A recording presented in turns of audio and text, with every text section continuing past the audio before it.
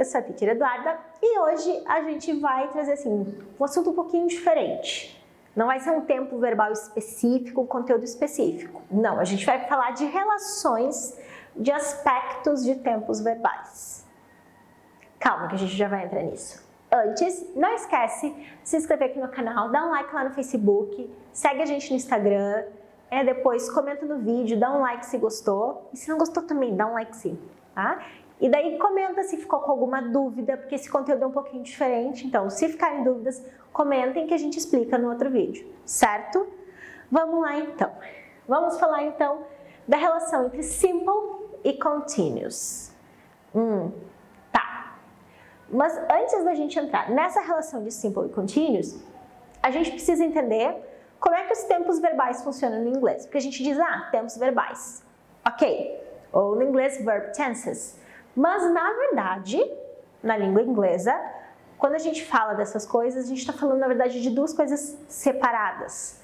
Por quê? Porque a gente tem os tempos verbais, passado, presente e futuro, e a gente tem uma outra coisa que vai indicar isso. Porque, por exemplo, a gente tem present simple, present perfect, present perfect continuous. Então, a gente tem diferentes maneiras de apresentar o mesmo tempo verbal presente. As coisas passadas, a gente tem o past simple, past perfect continuous, past continuous. Futuro, mesma coisa. Future simple, future perfect, future continuous, future perfect continuous. Então a gente tem diferentes maneiras. E afinal, o que é isso, né? Como é que se dá essa relação? Na verdade, quando a gente está falando dos tempos em inglês, a gente fala de duas coisas, tense e aspect. O tense está relacionado com o tempo, passado, presente ou futuro. Então a gente vai ter passado, presente e futuro. Ok, os três tempos. E o aspect vai estar relacionado então com o aspecto e estrutura interna da ação. Se ela é uma ação pontual, se ela é uma ação que é rotina, se ela é uma ação que está em andamento, em progresso, se ela é uma relação, se ela é uma ação que está em relação, né, com o perfeito, uma ação que vai ser concluída ou foi concluída. Então a gente tem diferentes tipos de aspectos das ações, né? Se elas vão ser repetitivas ou se não. Então vários tipos desses aspectos vão estar dentro de aspect. Então, ou seja, no inglês, os tempos verbais são formados por tense e aspect. A gente vai ter um tempo e um aspecto.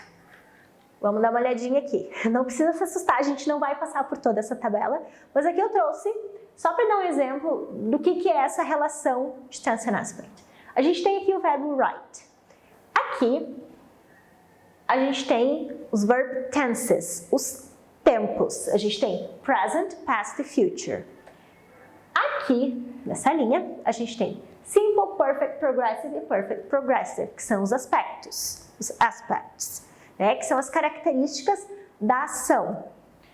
Ou seja, então, a gente vai juntar sempre um aqui com um dali. A gente vai ter o present simple, que vai ser write, writes, walk, walks.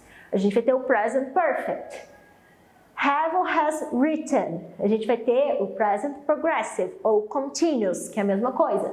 Então, am, is or are writing, verbo to be com ing. Ou a gente vai ter o perfect progressive, que a gente vai ter have been writing, have, has been, e o verbo com ing.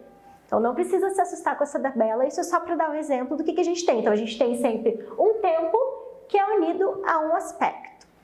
Hoje, nesse vídeo, a gente vai ver a relação do quê? Do aspecto simple com o aspecto progressive ou continuous. Então a gente vai comparar os tempos, por exemplo, present simple com present continuous. Qual é a diferença deles? Eles podem aparecer juntos? Então é isso que a gente vai ver, o que realmente é um tempo e o que realmente é o outro tempo junto com o aspect, certo? Vamos começar então. Antes da gente entrar nisso, a gente precisa falar um pouquinho sobre verbos. Aqui eu trouxe alguns exemplos de verbos que expressam estados e sentidos. Então, quando a gente vai falando de estados mentais, estados emocionais, posse, sentidos e outros tipos de estados que não estão incluídos aqui, o que a gente vai fazer? A gente normalmente não usa eles com o progressive ou continuous. A gente normalmente usa os estados e sentidos com o simple. Present simple, past simple. É ali que a gente vai usar esses verbos. A gente não vai colocar ing neles. É isso que isso quer dizer. Esses verbos aqui não vão ir no ing. Com o continuous, o progressive, ou seja, para usar o ing, a gente vai ter o quê? Verbos de ação, não verbos de estado. Então, essa é uma distinção bem importante para a gente fazer. O que vai acontecer é, algum desses podem aparecer com ing, mas são casos muito específicos. A gente vai ver um deles, mas, tirando isso, a gente não vai usar eles com ing, só verbos de ação. Certo? Essa é a primeira distinção que a gente precisa fazer para entender se a gente vai usar o present simple, past simple ou um continuous com esses determinados verbos. Mas a primeira relação que a gente vai ver, então, é entre o present simple e o present continuous. Por exemplo, aqui, I study English every day e I'm studying English now. Bom, eu estudo inglês todos os dias e eu estudo inglês agora. She starts work at 9 a.m. and she is working late today. Ela começa o trabalho nesse horário e hoje ela vai trabalhar até tarde. On Saturdays they have dinner at 8 p.m. Now they are having dinner at the pizza place. Have é um verbo de possessão, ter. Só que aqui ele não está sendo usado como possessão. Por isso que ele vai poder ter o ing. Aqui ele tem o sentido de eat, de comer. Por isso que ele pode ser colocado. É quando esses verbos estiverem sendo usados em outras situações que não de estados ou posse, que eles vão poder ser colocados no ing. Mas são bem raros os casos e o mais comum é o have, que a gente usa para comer. Então, qual vai ser a relação deles? O present simple a gente vai usar com ações bem mais pontuais ou rotinas e hábitos. Né? Todo dia, às 9 da manhã, a gente vai ter uma indicação de frequência. E o present continuous a gente vai usar para ações que estão em progresso no momento. Ok? Então, essa é a primeira relação que a gente tem. E é difícil a gente ter os dois na mesma frase. Agora vamos para o past. O que a gente tem aqui? I was studying English when my mom arrived. My mom arrived while I was studying English. A gente tem a mesma frase escrita de duas maneiras. It started raining while she was jogging. She was jogging when it started raining. Então, a gente tem past simple em vermelho e past continuous em azul. Por quê? Olha só, o past simple é uma ação pontual no passado, algo que aconteceu. E normalmente, quando eles são usados na mesma frase, o past simple vai interromper outra ação. Por exemplo, eu estava estudando quando minha mãe chegou. O ato da minha mãe chegar interrompeu a ação que estava em progresso. Então, o past continuous vai ser uma ação em andamento no passado que é interrompida por outra, que está no past simple. Mesma coisa aqui. Ela estava correndo quando começou a chover. Ou a chuva interrompeu. Ou não interessa, mas o que interessa é essa relação dessa ação. Uma interrompe a outra. You are typing the report when the power went out. Estava digitando o relatório quando acabou a luz.